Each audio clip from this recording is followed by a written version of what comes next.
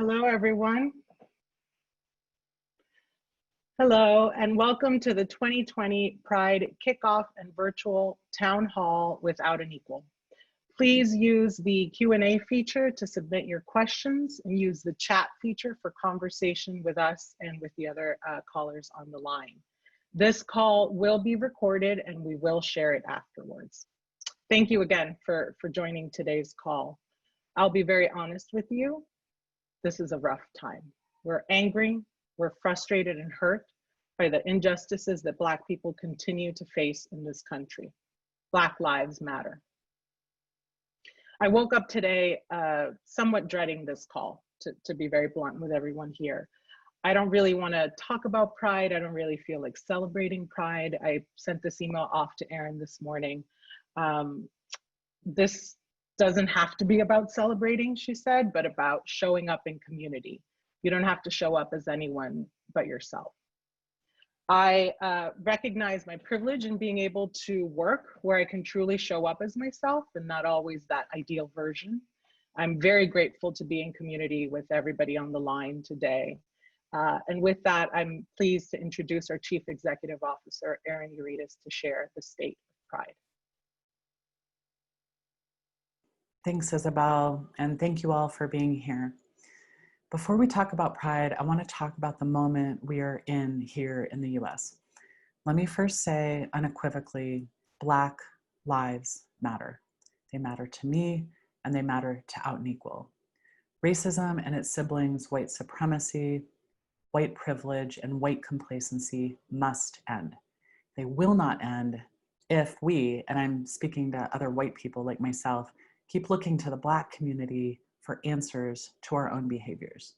That doesn't mean we eschew dialogue and learnings, but it does mean that we talk about and name whiteness, that we talk about race as something white people embody and for which white people have gained unearned privileges. Like so many of you, I am actively watching the news and absorbing images of Black Americans being targeted, killed, and justice unresolved on a constant reel. And xenophobia and racism coming from lawmakers and passersby on the street alike, targeting communities of color in light of COVID are horrific elements of this pandemic as well. The trauma cannot be overstated. But these acts of violence did not begin or end with what was captured on a cell phone.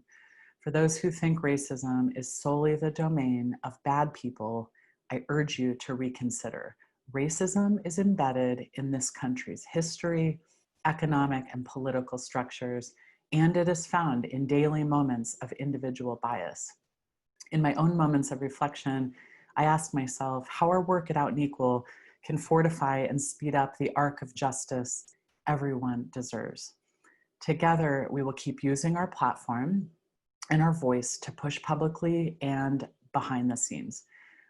Last Friday, we joined our peer groups in signing on to a robust public statement of action items and calls for racial justice. This is not all we will do, but I wanted to let you know where we stand. And so as I transition to talking about Pride, I'm holding the families of George Floyd, Ahmaud Arbery, Tony McDade, and Breonna Taylor, and so many others in my head and heart. And I am deeply in touch with the roots of Pride. Pride began with trans women of color at Compton's cafeteria. It began with Frank Kameny picketing outside the White House.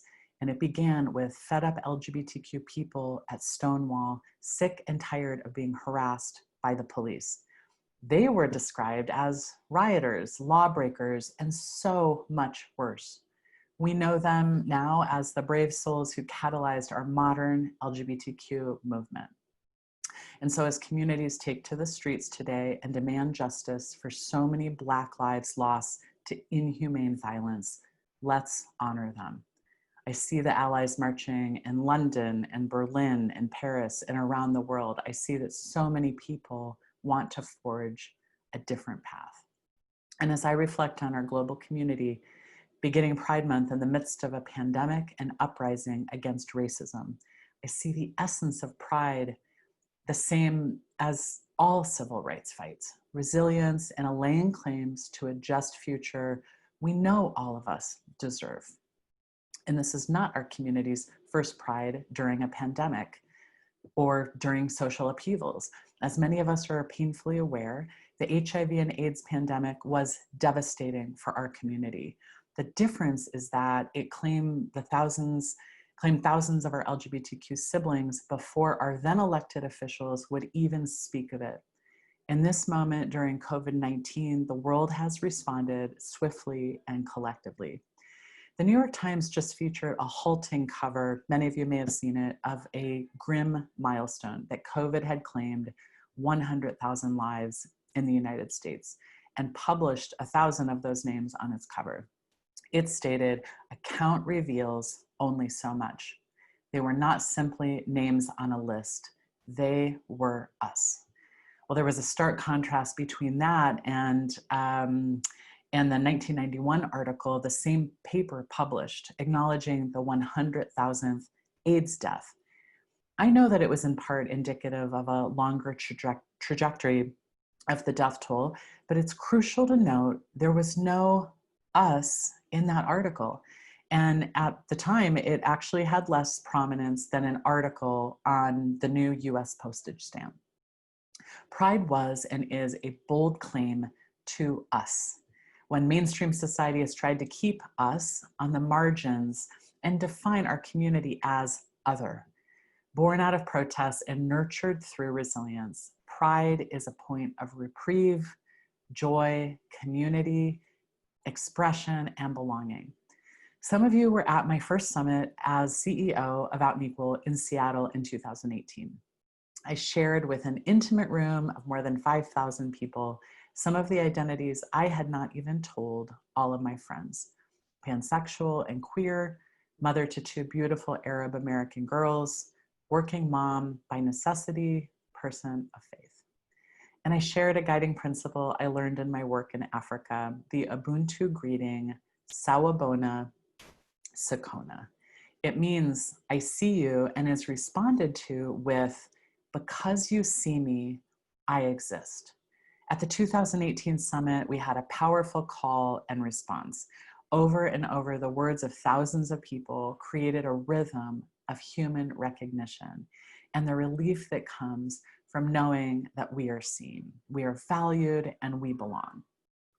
Those of us in the room at Summit were the lucky ones. For too many LGBTQ people, our humanity and fullness are not recognized. We recently lost a movement hero and a woman I got to know a bit over the last year, Amy Stevens. In her job as the funeral home director, Amy devoted her life to taking care of many families in grief. Many of us know her as the woman who was fired after telling her boss that she was transgender and was going to transition on the job. Hers is one of the cases before the Supreme Court right now. What you may not know is that just before resolving to do that, she almost took her own life. In her words, she told us, "I stood in my yard with a gun in my hand, pointed at myself, pondering my options. I then chose to recognize who I really was. I chose life. And for me, choosing life meant choosing my family, my friends, my work. Ultimately, it meant choosing to be part of the fight for basic rights. I have come to believe that one of the biggest gifts we can give ourselves and others is to live as our true selves." Amy's fullness and gifts were not seen by her boss or all of her former friends. She chose to show her beauty, her strength, her worth, to be seen for who she really was. One of the many lessons I take from Amy is an evolution, perhaps, of this greeting, Sawabona and Sakona, and that is, if you cannot see me, if you cannot see my fullness, I will hang on until someone else does. Or even I will persist as myself and am worthy of dignity and life and joy, whether or not you acknowledge me. As hard as it was, Amy refused to be defined by others' denials of her sense of her true self. And in this refusal, she ultimately found love and support from around the world. And as I get up every day as a leader of Out and Equal, determined to ensure no transgender woman, no gender queer teen, no gay dad has to suffer from a denial of their gifts and beauty. As we wait the Supreme Court's decision, we see in Amy's life that history books are written because of these individual moments of pain, survival, connection, and belonging. One of Amy's last acts was a call to action with us at Out and Equal, Transgender Americans Belong, an open letter to America's employers. If you have a chance, please read it. It's on our website. She speaks of the quiet dignity of work and of all the things employers can do now, irrespective of the court's decision, to ensure opportunity and inclusion for transgender workers. Out and Equal exists to create a better world where Amy's story would turn out differently. We bring together ERG leaders, D&I professionals, and company leaders to build workplaces that truly strive for inclusion and belonging. And you and I know that as we change the culture of large companies, we also create the ripple effects that are felt in small workplaces like the funeral home where Amy worked. It feels especially heartbreaking to me that she has not lived to see the realization of her rights. And that today, as communities grieve, and as LGBTQ funeral home directors, frontline workers, and healthcare providers risk their lives, these very same heroes could be fired for who they are. Because in the United States today, there are no federal workplace protections based on sexual orientation and gender identity. From this inequality to the AIDS crisis, to COVID, to the brutal attacks on Brown and Black Americans, to Asian Americans harassed in the streets, there are too many opportunities for us to be stopped in our tracks by fear, by visceral anger, and by pain. We are confronted by our own mortality and the mortality of those we love so dearly. And so with this backdrop, how do we celebrate Pride? And is celebrate even the right word? I say yes if we honor the spirit of Pride with action. In these moments of extreme stress, where do we go for connection and belonging? And how do we provide empathy and safety for each other? It's very poignant that May is Mental Health Month. In many ways, the focus on mental health provides a bridge to Pride Month. Both are about surfacing identities and in the face of taboos, bias, and stigma. We cannot keep pretending we are not suffering. Some of you may have taken part in our mass participation exercise at Summit in the last 2 years, the snowflake moment when we unburden ourselves of a secret we are covering in the workplace and release it into the room of thousands of people. Well, would it surprise you that 2/3 of the snowflakes we collected at these summits speak to depression, addiction, heartache, anxiety, and other aspects of mental and emotional health? COVID has elevated the global conversation about mental health to a level of prominence and urgency we have lacked for many years. You may have seen in the news last week that the Census Bureau just reported that amid the coronavirus pandemic, 1/3 of Americans now show signs of clinical anxiety or depression. One through line between May's mental health theme and June's Pride Month is the strength and power and vulnerability. I know I am not the first or the only person preaching the power of vulnerability and authenticity. When we are brave enough to be vulnerable, we open up pathways to connections with others in ways that cannot be undone. Have you ever looked at someone the same way after they've disclosed their lifelong battle with depression, or that they've come out to you? It's impossible not to see each other as both more human, more alike, and more worthy of compassion after we share. What I find liberating and indeed worthy of celebrating this June is that we have the opportunity to fortify ourselves now in this moment of shared crisis.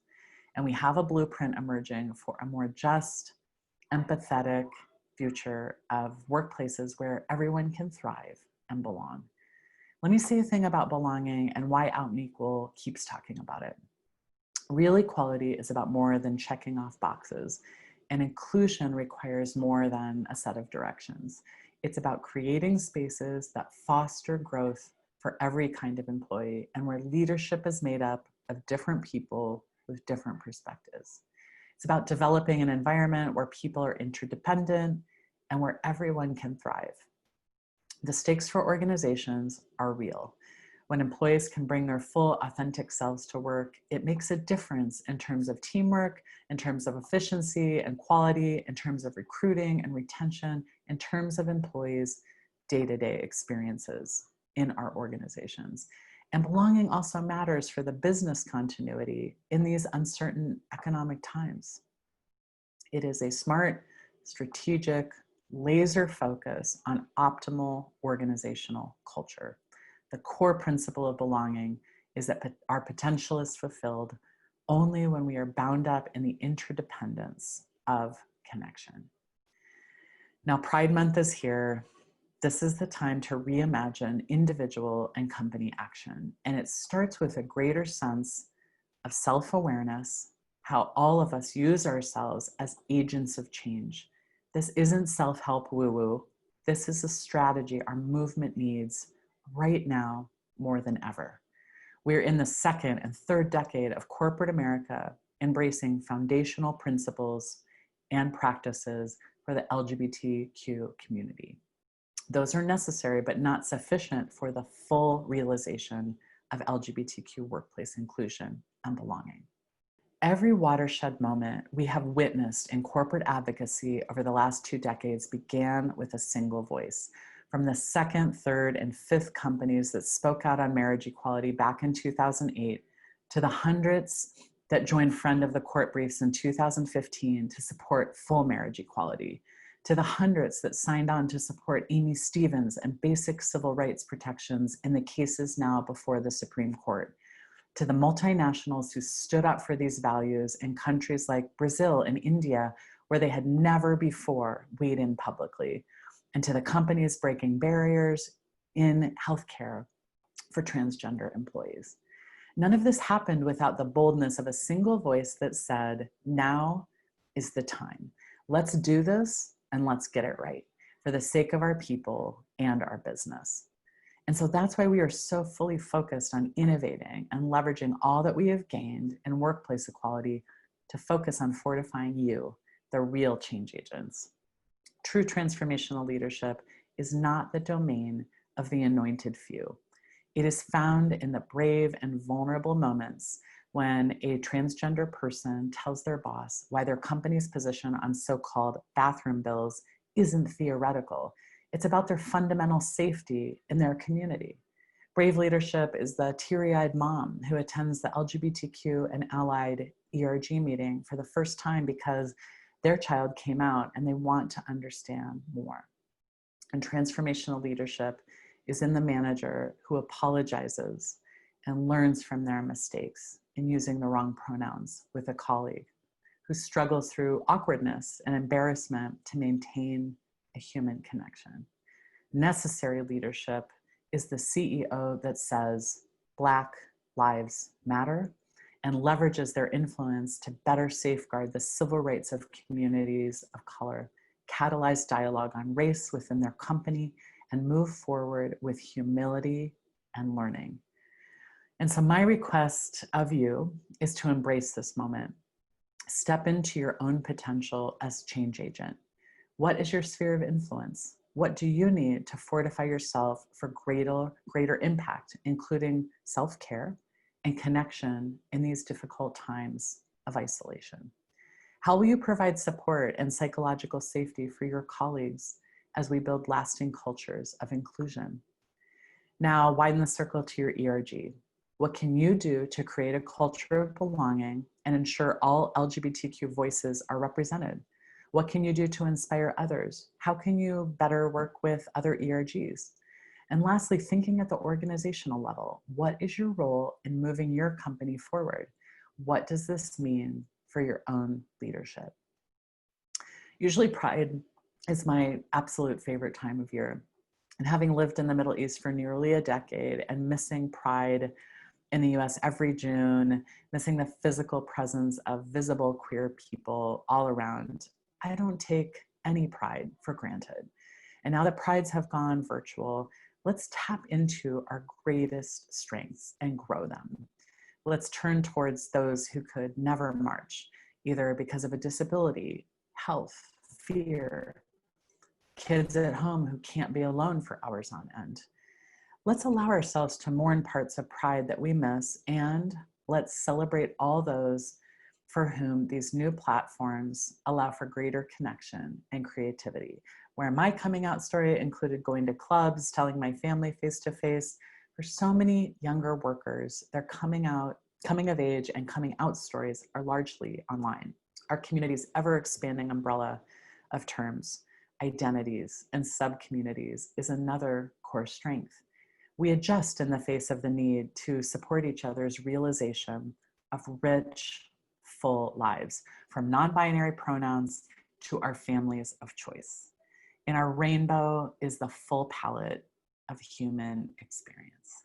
So let's embrace this. Let's redefine individual and collective action and impact. Let's thank our leaders that are forward-looking enough to recognize their number one asset for a stronger future is their people. And that means supporting ERGs like yours, intersectional programming, and encouraging a culture of openness, empathy, and learning. Innovation does not happen when we are all in our corners, posturing and afraid to make mistakes. Innovation happens when we support one another, recognize the worth and talent in one another, and commit to spaces of true belonging. You are how we will get through this.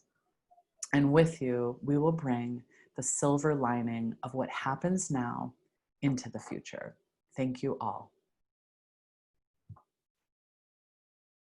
Thank you, Erin, for that wonderful speech and state of the Pride. I see some folks chatting in their thanks to you as well via our chat feature. I want to bring your attention to both the chat, the Zoom webinar chat feature, as well as the Q&A. So I see a lot of thanks and comments coming in through that chat. And now I want to encourage folks using the Q&A feature to please feel free to submit any questions that you have for Erin. We'll take a couple of questions and then we'll shift the conversation to the group itself. I'm just taking a moment. And the two screens set up.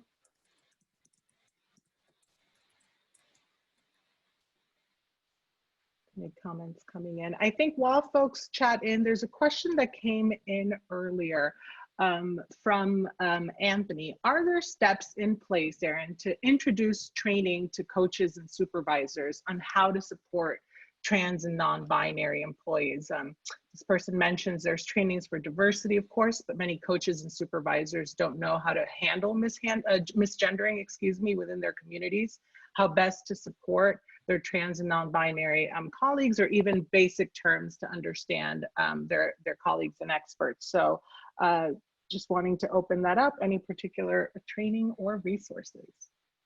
Well, actually, I would invite maybe you, Isabel, to talk about, or any of the other staff. I mean, I can say that we have made a big effort in the last, I would say, 2 years, and in the last several months in particular, to focus resources on meeting people where they're at, and very simply, like, helping you make this change in your workplaces. So we've tried really hard through kind of how we've pivoted with our virtual resources and trainings to address some of the very real kind of emerging issues in workplaces, to really give workplaces and leaders the ability to bring this education in.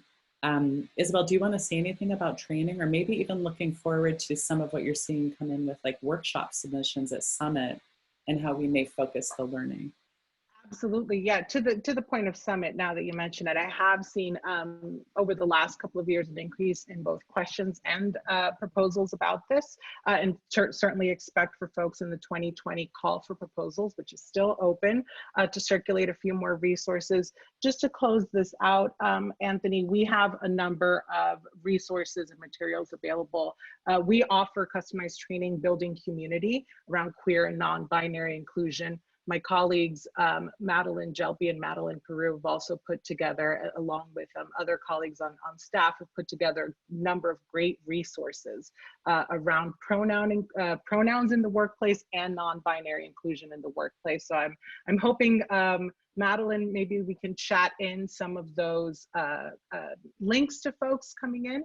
And as we do that, I will continue to sort of scroll and see questions. I'm very pleased to see there's a lot of conversation. There was some Q&A happening internally, Erin, while you were speaking, folks sharing resources around Amy Stevens. And so as I look through this is a great question. Someone is asking if we will share a transcript in addition to the script. I think, Erin, if I may be so bold, say we'll rewrite your speech into a blog post that folks can articulate and share with each other.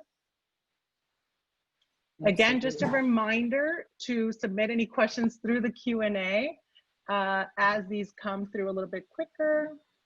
Annette has a question. Prior research shows many employees are closeted. Erin, do you think the current events will cause more people to perhaps come out and be visible and vocal in the workplace?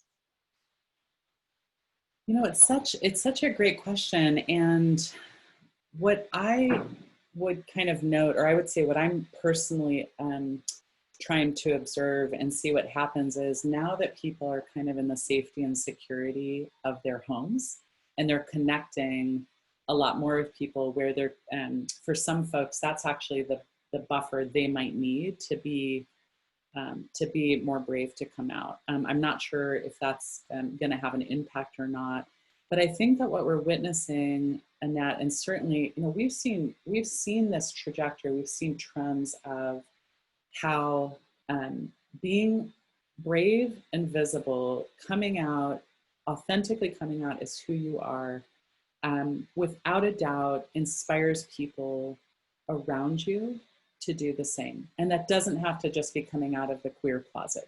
That could be coming out in many ways. I think that we're in such interesting times, and that we're all, not all of us, because some of us are out there, you know, working on the front lines, but many of us are kind of in this bubble of our home and connecting to people in different ways, and that may have an impact. I do know that the efforts of LGBTQ ERGs and others, and to the extent that there can be more intersectional programming that speaks to those of us who have multiple identities, it's going to make people, first of all, feel safer because they're connected, but also it is emblematic of your company's commitment to diversity, right? And those things matter when people are asking themselves, is it safe for me to come out?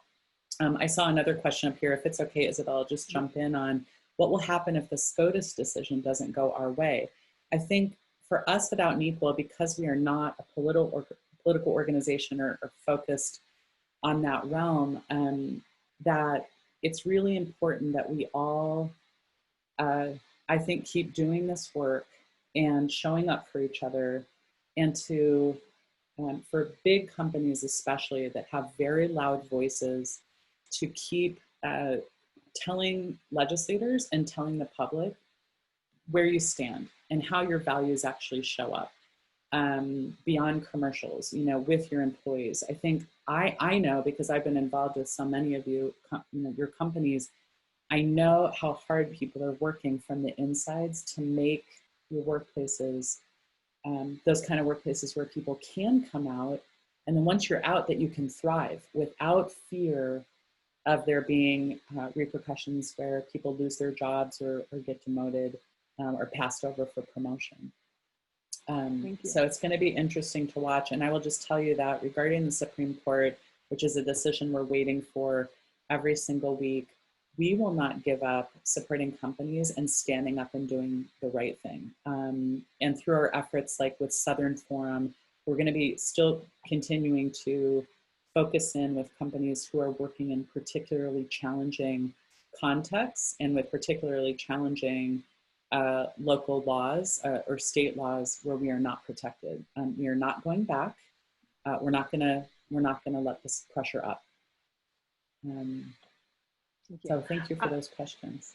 A couple more coming in. I wonder if we might be able to actually merge these two. So Bill wants to discuss how we strike the right tone, right? Balancing the celebration of Pride along with the struggles that we face with current events. I wonder if we can address this by also addressing Colin's question, which is, Pride is a time when the LGBTQ plus community and ERGs are handed the microphone. So how can we maximize this platform opportunity to address our community's needs, but also to amplify the voices and needs of our Black and Brown siblings? So how can we, maximize the platform that ERGs have while striking that tone and balance between celebration and articulation of the current events? It's a great question. It's also a good segue for me to stop talking soon and turn it over to the audience. I think that, the balance that you talk about, it's something I think we all struggle with every day, because celebration and recognition and being visible is exactly the thing that fortifies us. And, us pulling on our own memories of Pride and how we showed up for one another, and that feeling of when we went to our first Pride and something magical really happened and we gained this strength and we just became different people. Those things are important. I think, as I mentioned in my speech, celebrating with a focus on action is important. White people looking around and doing the work, doing our research, allowing the stage to be bigger and for people to bring the full diversity of our experiences for those to be centered are really important. I think that is the way this happens. And we allies support, because we're all allies to one another in different ways. And so I think that, one of the simplest answers to this question is that through this wonderful mechanism of the ERGs in the companies, that is a great place to start. Start inside yourself, start on the teams and the people you collaborate with most closely, maybe that but you haven't ever had a conversation with them to get to know them as people and what their experiences have been without our own assumptions. Those conversations, and now that many of us are stuck at home, even what we choose to consume, media or social media, but this is the time many of us are watching television and movies. Open the lens up to getting to know other people's experiences. Whatever is possible for us in these moments is really important. And I think that we can all help each other, and we've got the mechanisms, and a lot of you come from extremely supportive communities, so take advantage of that, but never forget that it starts with each of us as individuals. And if this week has shown us nothing, although it keeps happening and it keeps showing us, we need to move into action, and for each one of us to take responsibility and making things better around us. And in that, I think we should all feel also celebrated and strengthened that we're creating a stronger umbrella for our whole community. Thank you. Thank you so much, Erin. I see one more final question here, and I think it'll be a succinct one to clarifying. What is an ERG? So an ERG, thank you for the question, is an employee resource group. And I'm not sure where the person who asked the question may be calling in from, but ERGs are the mechanisms within many companies that are one of the ways that companies invest in diversity and inclusion work happening. So these have been actually really strong forces for change happening within companies. They were originally created, I think, to get people together, to support each other, and to help educate the rest of the company. And now, through the hard work in many years, they've been really a transformational change mechanism within companies for culture and support, education, but also really being helping the company's leadership keep their fingers on the pulse of the community and the way what may be needed in companies structurally, like policies, and as well as other things companies can do to create cultures of belonging. So they are change mechanisms, I would say, in short. And many people on the phone, I think, as I'm seeing your names, and I know and love so many of you, either come from and are working hard in ERGs or are executive sponsors, former leaders of ERGs themselves. So thank you for your service. That's correct. Thank you, Erin. And now let's turn the second half of the conversation. Let's broaden the conversation a bit.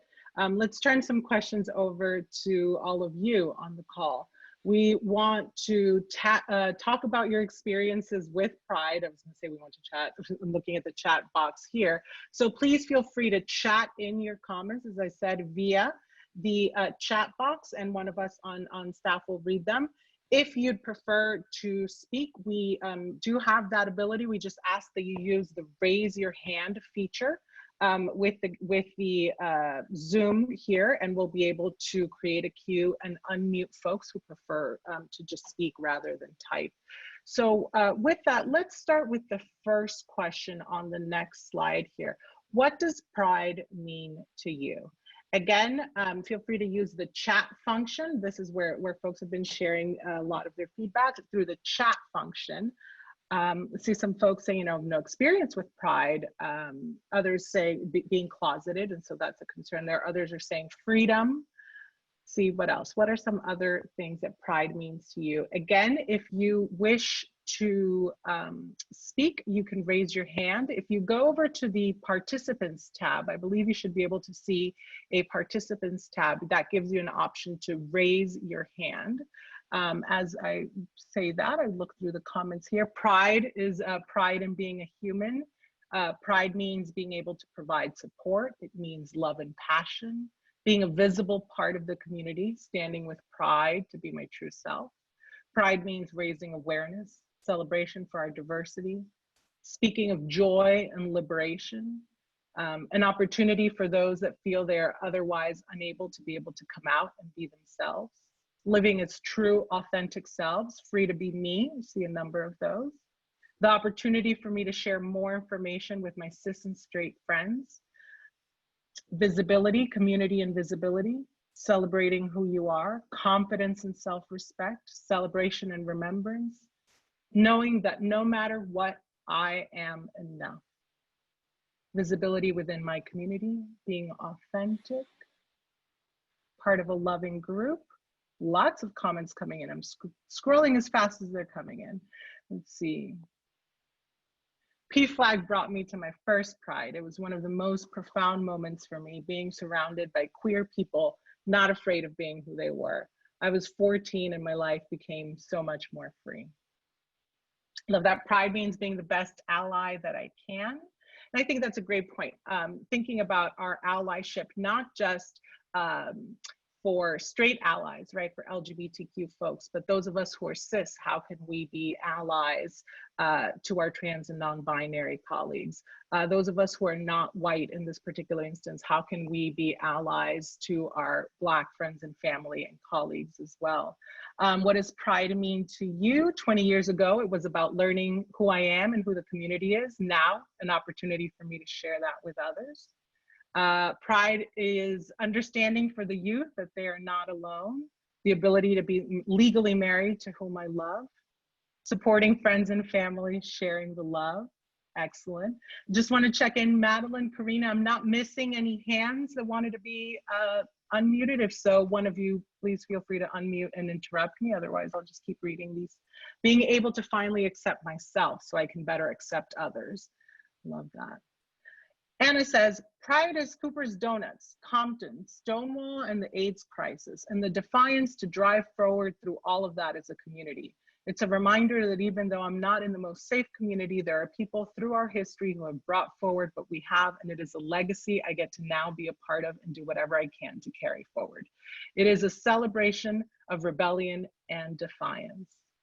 And the final thought to this one, pride to me from Shauna, means no longer being ashamed and being careful about who you are and who you show it to, becoming proud of who you are, comfortable and accepting of yourself. Thank you for that. Let's see, next question. What was your first experience with pride? So we heard from someone earlier, their first experience at 14 with PFLAG. What was your first experience with pride? And as folks are thinking through that, in the interest of vulnerability and sort of authenticity, we'll share my own. We had and Aaron, you know that you were on the call, we had a staff call we sort of went through and we're talking about our first experiences with pride. And I shared, I lived in Northampton, Massachusetts for a while. And so that was also my sort of coming out experience. My first pride was somewhere in Western Mass in the Pioneer Valley. All of Northampton is a pride celebration in many ways. But that wasn't really my first experience with pride. If I think about it, there's the pride celebration, but to me, that first experience of pride, of being true to myself, of coming out, as many of you articulated in your answers earlier.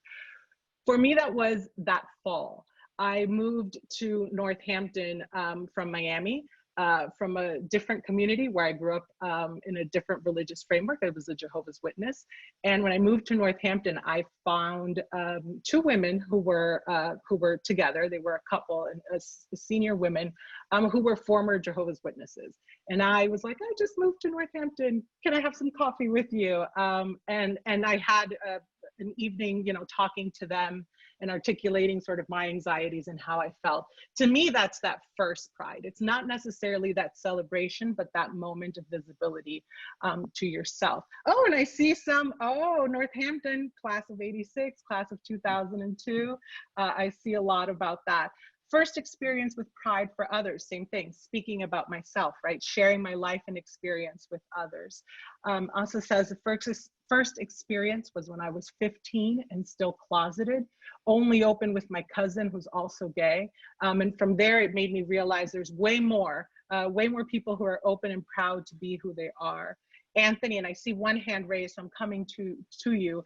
Anthony says, my first experience with pride was when I was 19 years old in Chicago, standing on the side of the parade, having recently discovered my identity. It was incredible to see so many people in rainbows and other flags cheering for each other and who we were.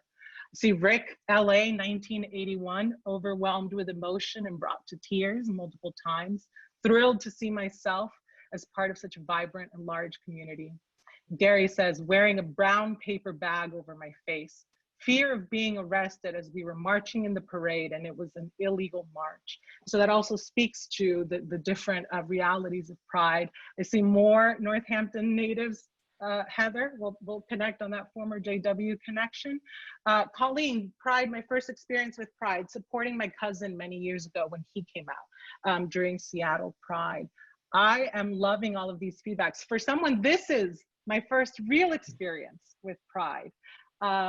See, going to Miami Pride after missing it a few years, quite a few. I see a couple of hands, and so as these messages, I'm going to give folks a chance to continue chatting in, but I want to take a water break and turn the mic over to one of our hands. I'm going to say in the order in which they show up on my list, so apologies if you were not the first person. Let's start with Freddie and then Heather. So let's see, Freddie.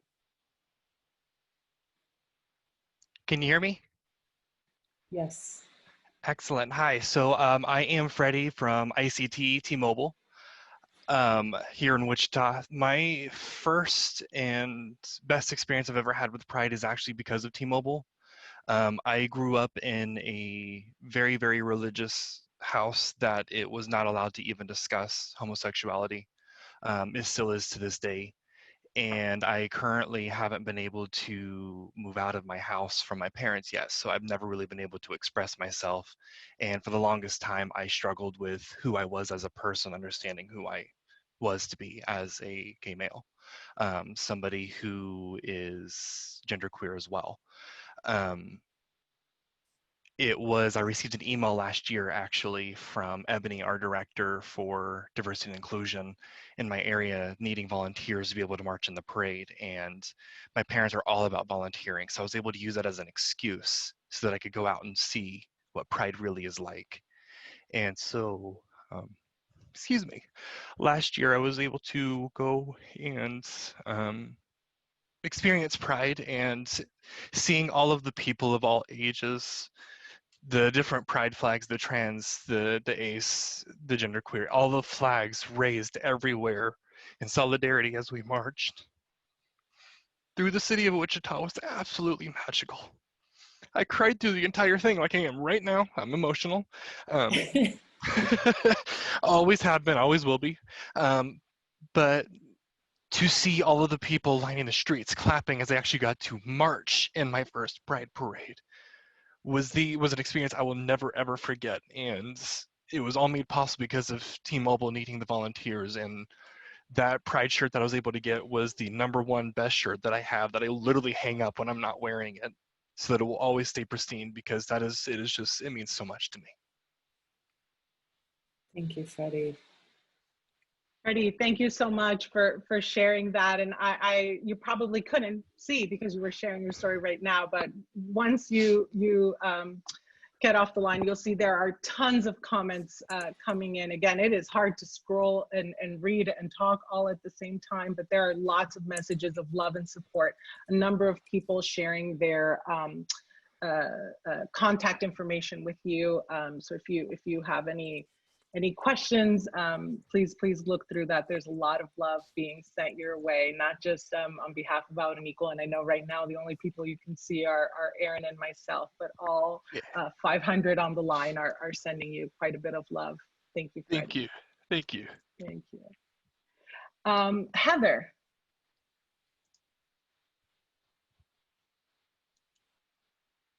Hello. Hi. Hi. So I have a kind of a twofold, I think, like a lot of people expressing their stories. So initially my first Pride was when I was a teenager. It was actually in support of my father, who had recently come out after his divorce to my mother. And kind of being at Pride, it was more of as an ally. And then through kind of observing and realizing that, you know, I was more than that. I want to kind of fast forward a little bit to my joining Cigna. It was about 6 years ago. And through the ERG there was a call to action for coming out stories. And I had never formally come out. It wasn't a secret per se. If you knew me, you might know, but it was never something I had really kind of held space for, been able to hold space for. So kind of like Freddie, found community within my own company, which was really rare and incredible. And really through that, galvanized and allowed me to be more visible. We partnered with the It Gets Better campaign not too long ago, and it's just been really incredible. So it was definitely a kind of a slow to walk, and then kind of when you really found that safe space, accelerated. Thank you, Heather. Yeah, that once you find your speed, look out world, right? Thank you. I see a second hand here. Angel or Angel, not sure. Please correct me. Hi, this is Angel or Angel. I'm from Miami, Florida originally, so I'm bilingual, and either one is acceptable. Thanks for giving me the opportunity to share. And I work for Chevron, and I am the Pride Network ERG site leader here for our chapter.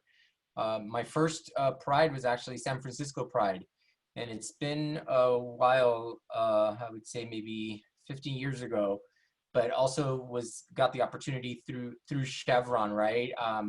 Because I was out there working in that area for work, and it gave me the opportunity. And my mom was with me, which was a really great thing. And I remember getting us bleacher seats. You know, we had the whole VIP experience, and she was great. She's always been a strong supporter of mine, and it was wonderful to see her on BART as we approached each station. You know, you had more and more people getting on with all their rainbow flair, and my mom was just all about it, kind of saying happy Pride to everybody. And it was just a really wonderful experience. And I remember also kind of seeing so many families there kind of sharing the space and celebrating with their children and their partners and their family and their chosen family. And it was just a really beautiful experience, and really, really grateful I got to have that with her. Thank you, Angel. Yeah, being able to have that in with family is so incredibly powerful. Thank you for sharing that. I see, I'm gonna guess Lewis, US Lewis. So your Zoom name is a little, you figured it out. All right. Can you hear me? Okay, so my first name is Kuyani. I know it's hard for everyone, but I've actually not ever been to a Pride parade. I am an ally. My eldest daughter is lesbian and my middle daughter is pansexual. And I came from a religious community. And initially, while I considered myself giving love to the gay community, I didn't understand it because of the things that I was taught. And as a survivor of childhood sexual abuse, I did a lot of work in that arena, helping people heal from childhood abuse through arts, and met a lot of LGBTQ people, and began to understand that love has nothing to do with what you are, and that being gay is not a choice or a lifestyle, it is actually who you are. And I learned that and accepted it in such a profound way before my children came out as gay. And because I did that work, my children weren't afraid to say who they were. And so I feel a sense of tremendous freedom, not having that block of not accepting people as they are, as they were born, how God made them. And then being able to love my children and have a real relationship with them without those voices playing in the back of my head, because they're no longer real to me. So, and I don't go to parades because I'm scared of being around lots of crowds, but I'm working on Gay Pride being maybe my second in my whole 50 years on earth. Thank you for that. And first of all, thank you for raising your children in the way that you have, but you've also raised an interesting point with your second comment, right? That there are multiple ways of celebrating and expressing pride that go beyond the sort of community in-person parade. Erin, did you want to, I see your face on camera. Did you want to add something here?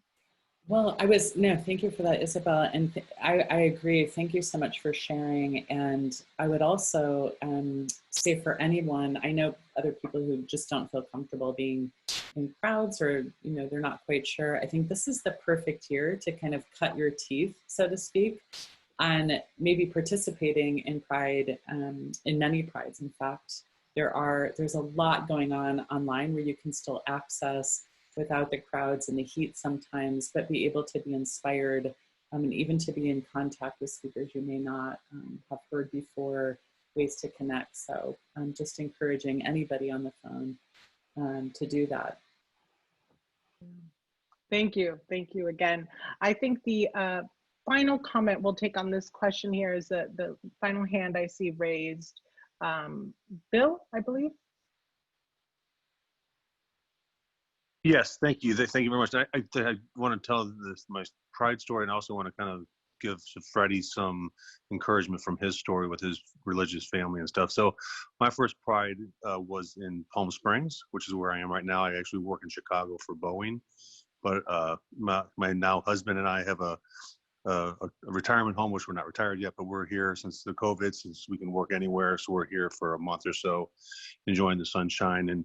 And I too, like Freddie, was very tearful because obviously I'm gay all my life, but you're in the closet for the majority of it. And I'm probably a little bit different than most. I was married to my now ex-wife for 28 years. Still love her to death. Have a great relationship with her, have 2 children, but I wasn't my true self my whole life until I was 48, when I came to the realization that I couldn't change as much as I tried and as hard as I tried. Had conversations with her. She was incredibly understanding, knew she couldn't do anything to change me. So I was very blessed to have her and still have her. And then I met my now husband, and we've been together 9 years, married for almost 5.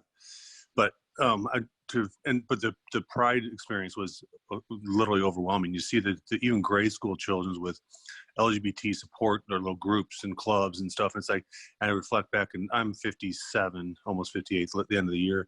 Back when I was a child, none of that stuff existed. And that's encouraging to me, because there is, like I said, there is that light is getting brighter at the end of the tunnel than when we were children. So that was a overwhelming, just, you know, it was just an awesome experience. So that was my first pride parade. But to Freddie's comment about his parents, my parents, I was raised Lutheran, very religious, church, Sunday school, confirmation, etc. And my mom was very religious. So I was in high school, and I remember coming off the football field, and my mom had told me that her only sibling, she had one sister, had 4 children, was married, and she came out, and she had this friend who we knew, but she came out to my mom, her sister, as a lesbian. And my mom, I to this day remember my mom's reaction. She pretty much wrote her out of her life, never talked to her again. So here, me being a very impressionable high school kid, thinking to myself, never tell mom, never tell mom, never tell mom, my whole life, you know. So I tried the socially acceptable path. I don't regret that, because I have 2 beautiful children, and I'm a firm believer that every decision we make, yes, or good and bad, brings us to where we are today. And I'm very thankful for where I am today with my husband. But the time came when I was actually going through a divorce with my ex-wife, and moved out, and finally was actually going to move to Chicago, where my now husband and I live. But I had to tell her, because I was very close to my mom, both location-wise as well as emotionally. So it was almost, I call it like jumping off the high dive, you know, 1, 2, 3 jump. And I rehearsed, and I did the whole, what if she reacts to the whole, you know, that's an abomination, all these things you hear, these horrible stories. And so I had kind of rehearsed for months of how I would react to her coming at me with the God responses and everything else. And I was basically reserved to say that God loves me, or made me just like he made her. So I finally, my now husband encouraged me to tell her. And so I stopped by her house, told her, and shockingly, and this is to Freddie's point with his parents, she was extremely supportive. She gave me a hug. She couldn't believe it, but, you know, after the shock had worn off, she was telling me about, oh, well, your cousin, this cousin's gay, and this, you know, this person's gay, and this person's gay. And then an offshoot of that is that now her and her sister are back in touch with each other. So it's kind of bridged that gap that they have between them. But it is very frightening, Freddie, if you're still on. I feel for you. I've been through it. A lot of us on the phone have been through it. It's not easy. But hopefully you have the same surprise and shock that I had when I had the same kind of situation with my mom. Thank you so much, Bill. And yes, it is always a journey with our parents and family, and I'm so happy it worked out. You know, eventually with you and your mother being able to repair and rekindle that relationship, and her with her sibling.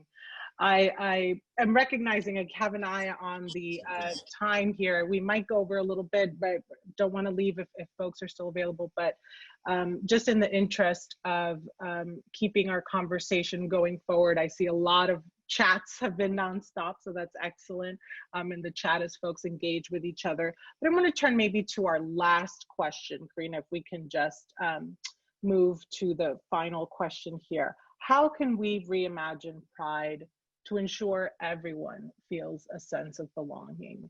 And as we, you know, again, continue to think about celebrating Pride, not just in the context of shelter in place or work from home, but in the context of our changing political landscape nationally and internationally, how can we continue to reimagine a Pride where everyone feels as though they belong? And I see, you know, folks kind of thinking through that question a little bit. So I want to leave you with that question to consider as we move through the rest of the June celebration. How are we ensuring everyone feels a sense of belonging, both ourselves as individuals and those of you who are ERG leaders and coordinating some Pride programming. I see comments coming in, so I see a lot of thank yous, no specific something to be read. Yes, Heather, there's a lot of work to be done around accessibility for sure. That's a great example in here. Before we wrap up, I want to share something with folks on the call, those of you who are still on the line, that I've been mulling over this week. Pride is celebratory, yes, but it's also revolutionary. And Pride isn't just about celebrating, you know, how far we've come, but about fighting for where we need to be. Pride is a fight for equality for all of us, not just those of us who are cis, those who are gay, those who are white. Pride is saying Black Lives Matters. Pride has always been intersectional. Just look to Stonewall, look to Compton, look to the other things that people are sharing in the comments here. I think of Pride much in the same way as I think of queerness, and a lot of you probably heard me talking about like queerness as the future. And so I want to articulate that a little bit, if you'll allow me that tangent to explain what I mean by that. Cuban-American queer theorist Jose Esteban Munoz wrote about this in his book, Cruising Utopia. He talked about the then and there of queer futurity. And I want to quote him here a little bit for us here. So queerness is not yet here. Queerness is an ideality. We may never touch queerness, but we can feel it as the warm illumination of a horizon imbued with potential. Queerness exists for us as an ideality that can be distilled from the past and used to imagine a future. The future is queerness's domain. Munoz says we must strive in the face of the here and now's totally renderizing of reality to think and feel then and there. Some will say that all we have are the pleasures of this moment, but we must never settle for that minimal transport. We must dream and enact better pleasures, other ways of being in the world, and ultimately new worlds. Queerness is about longing. It's a longing that propels us onward. Queerness is that thing that lets us feel that this world is not enough and that something is indeed missing. Queerness is essentially about the rejection of a here and a now and an insistence on potentiality or concrete possibility for another world. So when we think of Stonewall, we think of Compton Cafeteria, and think of our forebears fighting to be seen and to exist, to love freely and to love fully, imagine this as their rallying call. Let us learn from the past. Let us insist on rejecting this here and now, and let us imagine another world, a better world. Let us work towards that one instead. So with that, I want to thank everyone on the line. Continue to see a lot of comments and feedback. So grateful to all of you for joining us on this call. Before we wrap, I just want to share a couple of next steps that we have, additional resources for you all. This Thursday, we'll be talking about crafting and sharing your LGBTQ story. Some few of you got a chance to unmute yourselves, and many more shared your story virtually via the chat. Encourage and invite you to join us on Thursday to learn a little bit more about honing and crafting your own personal narrative. On June 9th, we have a Brazil community meeting on supporting each other during times of crisis, and we'll be back on June 15th with a brunch break and mid-month Pride check-in for folks.